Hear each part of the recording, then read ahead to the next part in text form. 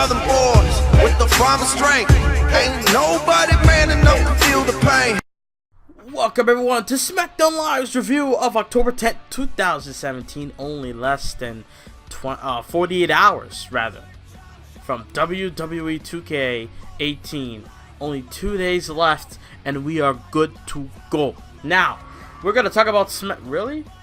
I just started my review, and I'm hearing motorcycles. Come on.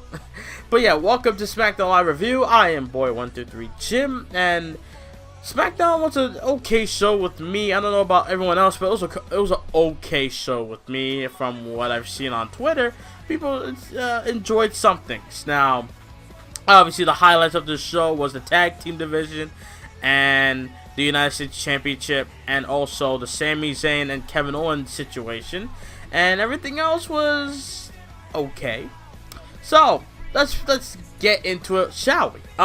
We started off the show in Grand Rapids, Michigan, with Corey Graves, Byron Saxton, Tom Phillips, stating that we're gonna hear from Zayn and Owens following the controversial Hell in a Cell ending.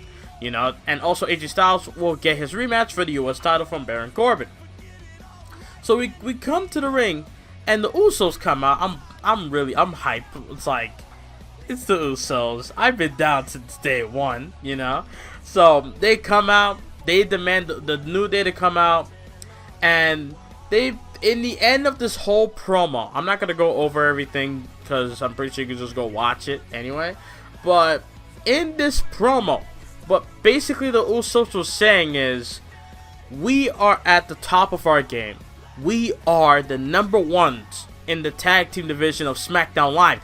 We have set the bar of this division. We have done things. We've made history at Hell in a Cell. It was our first Hell in a Cell pay-per-view match. It was the first Hell in a Cell structure match. This is why Hell in a Cell should not be a pay-per-view. I'm sorry. But yeah, this is basically what they were saying. That it was the first time of them being in Hell in a Cell, bringing up what New Day did, what Woods and Big E did, brought up the gong, the kendo sticks, the handcuffs, the steel chairs, etc. Like, what Usos was basically saying is, they respect the New Day. After all the stuff they've been through, they respect them. And what Jay said was the funniest thing he said in this promo. Compared to them two of the tag team division, out of the whole division, them two teams, right? They are the best. Every other team in that locker room sucks. And I died. I was laughing. I was like, yes, true fact. I don't really care about Gable and Benjamin that much. The Hype Bros, it's like hot and cold. I don't know what's going on with them. The Ascension. What? Who? And also Breezango with their nonsense. Didn't they say that they're gonna continue Fashion Fouls on SmackDown tonight or something? Or I didn't see that, or that didn't happen at all. I'm just losing my damn coins. I don't know. So they just basically, the New Day agree with Usos, saying that they're the best and everyone else in the division sucks. And then the Hype Bros come on, like, oh shit, this is something different, because I didn't expect a babyface team in the Hype Bros to come out and be offended. Well, they should be, but I'm just saying, I expected like an Ascension, or I don't know if there's any other heel tag teams in SmackDown Live. I don't know, but all I know is the Ascension is the only heel tag team slowly becoming babyfaces after the reaction they got at Hell in a Cell when they were like, oh, we just wanted to be friends with Breezango, and the crowd was like, oh, and they start clapping and cheering in the background, and then when Breezango denied them, they start booing, or so I don't know what's going on with the Ascension, but I don't know. Is there any heel tag teams at all? The Usos are the only heel tag team, 100% heel tag team on SmackDown Live. Just saying. So every tag team of the division came out, and they're like, oh, hold on, wait a minute. We resent that.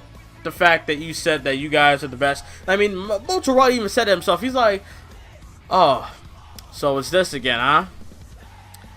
It's the New Day and the Usos, same team, just hogging all the spotlight, hogging all the time on SmackDown, you know. And then the Usos just destroyed him. They made Mojo like shut up, you know, like the those. That's where I think it was Jey Uso who knocked Mojo about his NFL career. I died. I can't remember what he said exactly, but I'm gonna have to look back on what he said. But dude, he said something hilarious, dude. He just said something like this. He just dissed Mojo's like NFL career. That is just funny.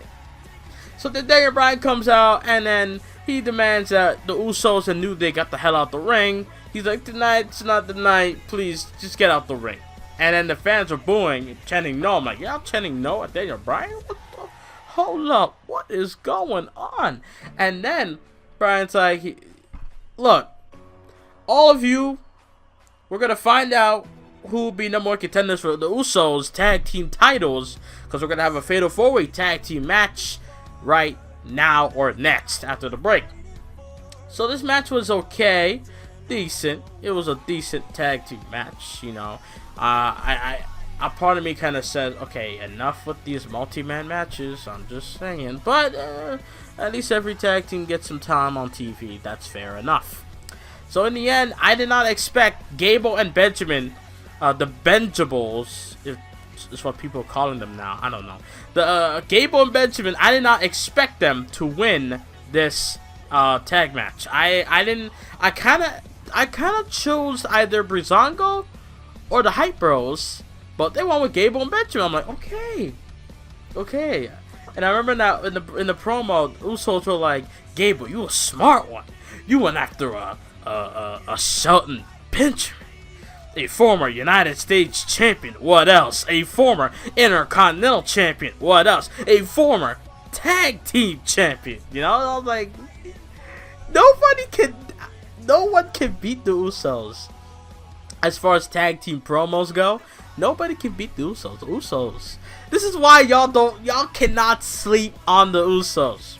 Y'all were sleeping on them when they were baby faces, and a piece of y'all were sleeping on them when they were heels. But now look at them. The greatest tag team on SmackDown Live, maybe in the WWE period.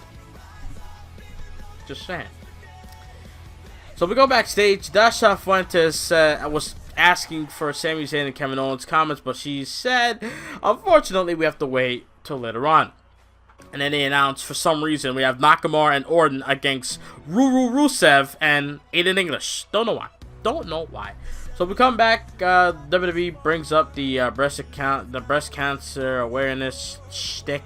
You know, all that good, all that good stuff. You know. And then we see Natalya hugging the championship, so dear to her heart, kissing it, hugging it, all that good stuff. And then Lana comes through, for God's sakes, and Tamina comes through, and Lana's like, you know, that title looks good on you, but it will look better on Tamina, and it will look ravishing. And then Natalya, you know, mocks her about fantasizing. You know, Natalya's like, see, I once fantasized of me being champion, but it actually came true. And then Carmella brought up her Money in the Bank briefcase and taunts it at Natty. And then Natty's like, look, we can all agree that we deserve to be women's champion better or more than Charlotte. And then Charlotte came through, and then Natty's like, oh, why the long face, Charlotte? It's because you broke your poor, pathetic father's heart again. And then Charlotte hit the nastiest forearm I've ever seen that she's ever delivered to a woman in my life. Charlotte with a nasty forearm to the face of Natty and dropped her, and then a whole brawl went through, whole brawl ensued, and Becky Lynch came in, got involved, and and then we go to the Renee Young. Renee Young looked lost. She's like, huh? Now? Like, did you guys saw that? When she turned right for a quick second, and then she brings up Baron Corbin coming for an interview. Baron Corbin takes shots at Keyboard Warriors. He talks about Ty Dillinger, saying that he beat Ty Dillinger and AJ Styles. He defeated two guys in one match. you know. And he said that tonight, the house that AJ Styles built becomes the opportunity that AJ squandered. And then after that, we have Carmella versus Becky Lynch in a decent match, I must say. You know, Carmella did her thing in the ring. Becky Lynch, you know, she did her thing as well. Becky Lynch looked good when she caught her into the disarmer finishing submission hold. And that's it. Becky Lynch gets the win. A little win for Becky Lynch. Wouldn't mean anything, probably not. But in the end, dude, at least she got a win. You know, Carmella got the briefcase. She could just walk in there anytime. She could walk in, Natalya freaking showering, and she could just cash in like that. Just saying. They did say anywhere. Think about that. So after that, we had the final. I thought this was gonna be the main event, but we at the end of the first hour, this is what came through. Kevin Owens is limping like he's drunk, or he just came out of a car accident. Like he survived a car accident and he got out of the hospital 1 day later. Like he's just walking, he's limping into the ring with his new shirt. Fight anyone, blue and white, looks good. He got in the ring. You know, he said that he brought Shane McMahon to hell. Says that the SmackDown commissioner is gone and he's never coming back. And also that the fans should be counting their blessings that they almost lost Kevin Owens, just like they lost Shane McMahon. And then he said, St. Peter himself. I have no idea what did he mean, Satan, or did he mean God? I don't know what St. Peter. I never heard that phrase. I don't know. St. Peter himself was about to welcome him into the pearly gates, but said that the people need him on earth just as bad. Owens was given his own guardian angel in Sami Zayn, and then he realized his new purpose to make SmackDown his own personal paradise. That tonight we are in Kevin Heaven, and also known as the Kevin Owens Show. And then he introduces the Guardian Angel. So there's a song called Guardian Angel, but anyways, he introduces Sami Zayn. Sami Zayn comes out all happy. I'm like, the fuck you smiling for? The hell you smiling about? He comes out doing his own mannerisms, all that good stuff. Fans are somewhat cheering.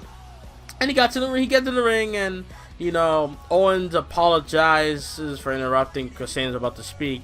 And Owens wanted to confirm that he didn't know, he had no idea, he had nothing to do with Sami Zayn showing up at Hell in a Cell and getting involved in the match and pulling Kevin Owens out of the way, saving him from destruction. And then Sami Zayn did him a huge favor, basically. And Kevin Owens, from the bottom of his heart, says, thank you. And then Sami Zayn also said, this is where Sami Zayn, Sami Zayn cut an amazing promo. I was listening and I felt like he really feels this way. And I was also right that he would get upset, or he would bring up the fact that he tried to warn Shane that Kevin Owens isn't the Kevin Owens that we've seen for the past year, cracking jokes, being all smart. No. He is this destructive force on SmackDown Live. And that Shane McMahon cannot underestimate Kevin Owens. Basically, right? He brought that up in the promo, and he says that, you know, the powerbomb that Owens gave him on the apron recently opened his eyes that, you know, he can't just come out and be all smiley and good guy and have a clear conscience and always try to please the people. You know? It doesn't work like that. Look at Kevin Owens. When I got to WWE being all noble and all that stuff, yeah, I got nothing. But yet Kevin Owens comes in, he does the things he does, and look at him. Former Intercontinental Champion 2-time, former United States Champion, I think 3 times, former Universal Champion, like the second longest reigning, or second longest reigning Universal Champion, and former NXT Champion, and I think I'm forgetting something else. No, that's it, right? Etc. Zayn thought his time would come since he's, you know, a good guy, and then when Shane brought him to the land of opportunity known as SmackDown Live, you know, Sami says, Shane put on a show about how, you know, Raw misused him. Raw, you know, messed him up very bad, and which is true. We all said that. We all said that. To be honest, we all said that. Oh, Raw did this to Sami Zayn. Raw's awful towards Sami Zayn. Raw this and that to Sami Zayn. And when it came to SmackDown, we all thought, yes, you know, we've seen a lot of people get opportunities and become stars on SmackDown Live.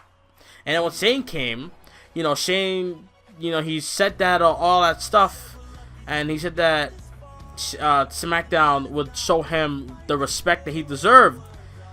And then he also said, Sami Zayn said that was the last meeting he ever had with Shane McMahon, but it's okay because people get busy, you know, people have a helicopter accident, you know.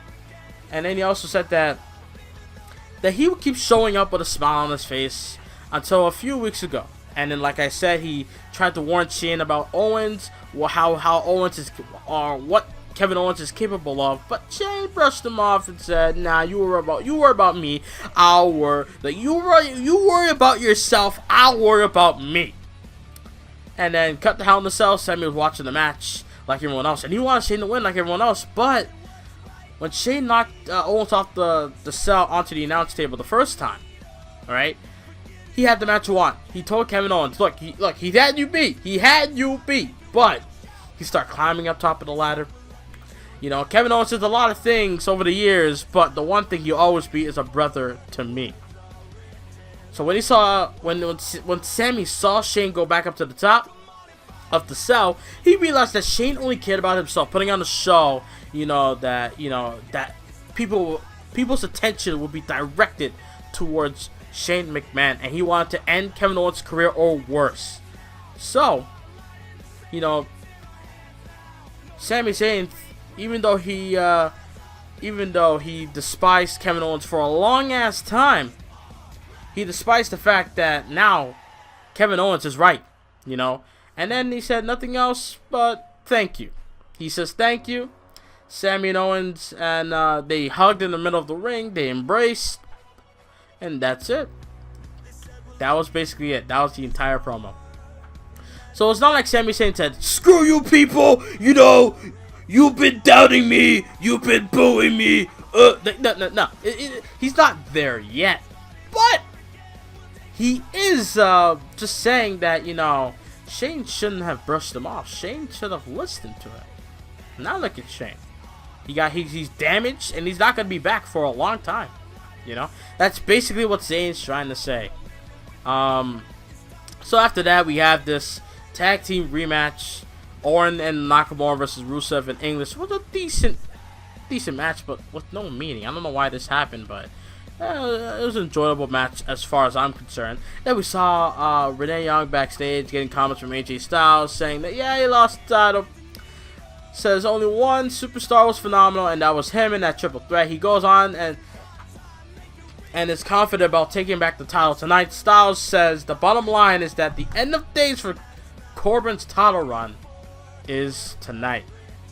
And then we seen a new vignette from Eric Rowan and Luke Harper. Harper and Rowan back together once again, which is very odd because we haven't seen these guys in months. And now they're carrying big ass hammers. I thought they were trying to copy off of Thor. That's what I thought. Am I the only one that got that? I swear, I thought they were copying off of Thor, you know, with that big ass hammer. But then they called themselves the Bludgeoning Brothers. I tweeted it out. I can't remember. But yeah, they call themselves that, and well, that's it. So they're gonna be coming back soon. Then we have Bobby Roode, and here we go. All right. So Bobby Roode comes out, all happy that he won his first pay-per-view match. You know, said that it was glorious, and then Dolph Ziggler. Whenever Dolph Ziggler's music hit and then it cuts off, it is ridiculously funny. I love it. It's like it's like if WWE messed up and they're playing his music by accident and they realize, oh shit, and then they cut it off. That is funny to me. I can't lie. So they both have. Look, I'm gonna be honest with y'all. This ain't working with me. I'm a big fan of Ziggler and Bobby Roode, especially Roode. But the fact that I felt like Bobby Roode cutting his promo, I felt like he was messing up. I felt like he was forgetting lines and just overall just talking out of his ass. Like he's just saying things. He's just saying like yeah. Like he just like he lost his train of thought and he just trying to improvise and try to talk so he can find the lines, find the words that he's missing to complete his promo. And then Dolph Ziggler's like, oh shit, he's fucking up. Let me cover him real quick. And then he covers him. That's what that felt like to me in this promo. This ain't working out. And hopefully next week, rather, this is the last time we see this. And then Bobby Roode could be on the road of turning heel. And that's it. I just can't deal with this no more. As a guy that loves the idea of baby faces and heels, Bobby Roode ain't a good babyface right now. He was in TNA, but not in WWE right now. You know, he needs to do something for us to be. He needs to drop this glorious stuff in order for him to be a babyface. Because I can't take anyone seriously being like, oh, glorious, and then they're getting cheered and they're being smiley. When you're saying that you're glorious, you gotta be a dick about it. I'm glorious, you're not. Look at me, I'm wearing suits, I got a robe. What do you got? A t-shirt and shorts. Come on, you know? I know I'm not the only one that thinks that way. Come on. If I am, oh well. And then we get to the main event. Good main event. AJ Styles versus Baron Corbin. Baron Corbin able to retain the championship, beating Styles clean in the main event, defeating him with the End of Days. You know, went back and forth. AJ Styles able to do some things I love when he does. You know, he able to do a springboard, lands on he balances on the ropes and he jumps down. I love him when he does that, and he still caught him with a little bit of a phenomenal form. But in the end, Baron Corbin, End of Days for the win. Why is there sirens in the damn background, please? But yeah, Baron Corbin retains as U.S. champion. SmackDown was an okay show with me. I'm gonna watch some 205 Live, then go to sleep, or go to sleep while watching 205 Live. What do you guys think of SmackDown Live? Leave a comment down below. Only less than 48 hours away from WWE 2K18 Deluxe Edition. Oh my god, please, nothing happened between the next couple days. So I hope you guys enjoyed SmackDown Live review. I am Boy123 Jim. The only reason why I'm doing this is because I need to bring out some content for the next couple of days, not gonna lie. But also I just felt like doing it because I'm home. Why not? You know, instead of me just watching and then trying to go to sleep so damn early, waking up at 6 o'clock in the morning to get tired 12 hours later. Why not do a little review? Why not? So, thank you guys for watching. I am out. Like, subscribe. Peace.